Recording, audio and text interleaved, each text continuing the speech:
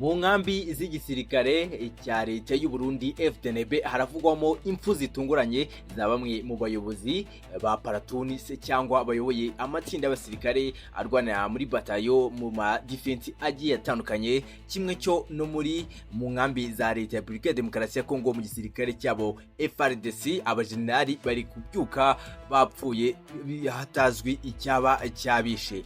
Byinshi kuri operasiyo iri gukorwa n'intare za Sarambwe ndetse n'amadubu, aho ziri gutera ibigo bya gisirikare bya FARDC ndetse n'iby'u Burundi mwijoro, bakaza bica abayobozi ndetse n'abajenerali bamwe na bamwe bakuriye amaparatuni, mu gitondo akabyuka ari imirambo gusa.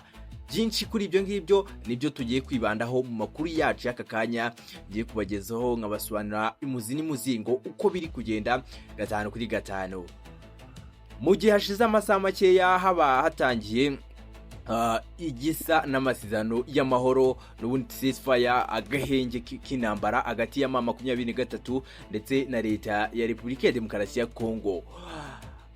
Leta zunze ubumwe za Amerika zatangaje ko uzarenga ku masezerano yaba u Rwanda yaba leta ya Republika ya Demokarasi ya Kongo hamwe na M23 agomba guhanwa ihanukiriye.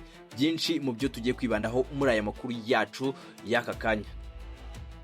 Mu minsi ishize muri Republika ya Demokarasi ya Kongo, cyane cyane ku mirongo dukura ku makuru dukura kuri suruse y'imirongo y'urugamba mu nkambi zigiye zitandukanye nk'iyabaga mu Minembwe, kuri Poezero ndetse n'ahandi, tutibagiwe no mu gace ka Fizi muri Baraka na Baraka, hari kuvugwa amakuru y'uko nibura ku mapartuni agiye ari muri defense zigiye zitandukanye cyangwa se mu nkambi za gisirikare zigiye zitandukanye, umuyobozi uri kuyobora ubu ngubu ntago ari wahoze uyobora, kubera ko hari kuyobora umuyobozi wa kabiri. Bivuze ko umuyobozi wa mbere atagihari. Ngo byagenze bite muri iyi minsi? Mbere y'itariki 18 hari impfu zitunguranye z'abayobozi mu maparatuni agiye atandukanye. Paratuni ni itsinda ry'abasirikare riba rigizwe n'abasirikare ntibuke umubare neza. Rero umuntu babuhagarariye mu minsi ishize bari gupfa ku buryo butunguranye cyane, aho abasirikare babyukaga bagasanga bapfuye. Izo no operasiyo ziri gukorwa n'intare za Sarambwe na M23, aho ziri kugenda mu ndake ubundi mwijoro zigakoresha ibyuma ndetse n'amashoka zikivugana, zikajya mu nkambi za FARDC ndetse n'abarundi zikivugana bamwe mu bayobozi babo. Abasirikare babyuka bagasanga ari imirambo gusa.